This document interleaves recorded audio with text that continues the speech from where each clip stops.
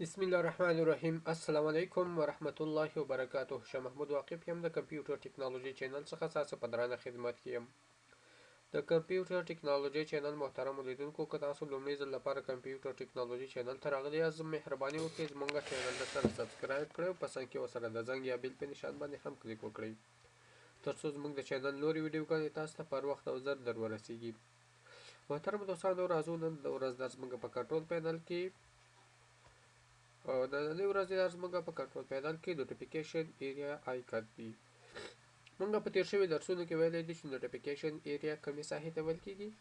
دغه ایریا ته څه ویل کېږي؟ نوټیفیکیشن ایریا ورته ویل کېږي. زه پې تاسو لږ رازوم کړم. څه شو؟ دې ایریا ته نوټیفیکیشن ایریا ورته ویل کېږي.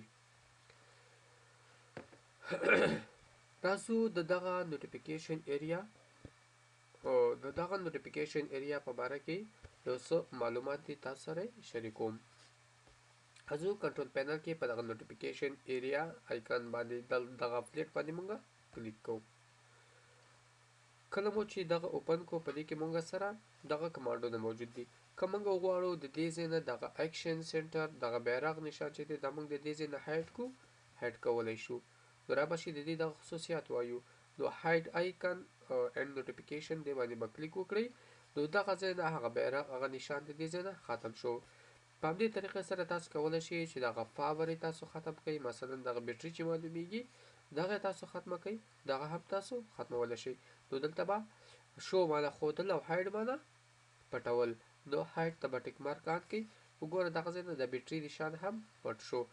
ښه، په همدې طریقې سره دغه سیګنل چې معلومیږي په دې برخه کې دا سیګنل تاسو پټول غواړئ، دغه هم موږ پټولی شو. نو دلته به رابه شي دا به هایډ به یې کوي. ښه، که غواړئ دغه لاوډ سپیکر ختم کړئ، مثلا دغه سپیکر نشان چې معلومیږي دغه ته والیوم یې ورته لیکلی، دا به تاسو شو دی، تاسو به یې هایډ کوئ. نو دې ځای نه دغه برخه هم تاسو څنګه شوله هایډ کولی شئ. دغه ژبه که لرې کول غواړئ، دا ځای د بیخي موږ ته صفا معلوم شي یا دې نه دي، نو دغه تیم داسې لرې کولی شئ. پاتې شو دغه ساعت. دا ساعت به څنګه لرې کوو؟ د ساعت آیکن خو موږ سره په دې برخه کې نشته دی. لکه څنګه چې موږ ویلي وو، په موږ سره په کمپیوټر کې په ډیسکټاپ باندې دوه قسمه آیکنې موجودې دي. یو سیسټم آیکنې دي، بل یوزر آیکنې دي. همدارقم په ټاسک بار باندې موږ سره دوه قسمه درې قسمه آیکنې موجودې دي چې یو سیسټم آیکن یو بل یوزر آیکنې دي. اوس به دغه سیسټم آیکنو کې دغه ساعت راځي. دا ساعت به موږ څنګه لرې کوو؟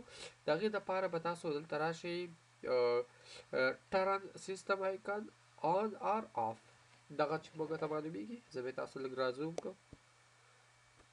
صحیح شو؟ دغه برخه ټرن سیسټم آیکن آن آر آف، په دغې باندې به کلیک وکړئ. کله مو چې په دې باندې کلیک وکړو، دې ځای کې دغه موږ سره ټول څنګه دي آن شوي دي. دا به موږ څنګه آف کوو؟ دلته دوه کمانډه یې لیکلی دی، یو یې آن لیکلی، بل یې آف. دا به تاسو آف کوئ.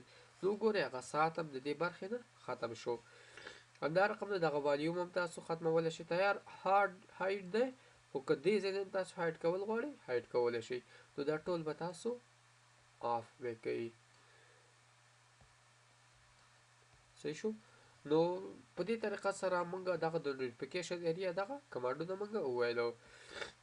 که چېرته اوس موږ راشو وغواړو بېرته ښکاره کړو، اسانه خبره ده، دغه موږ ټول بېرته ښکاره کولی شو. نو دغې دپاره به تاسو طریقه به وکړئ.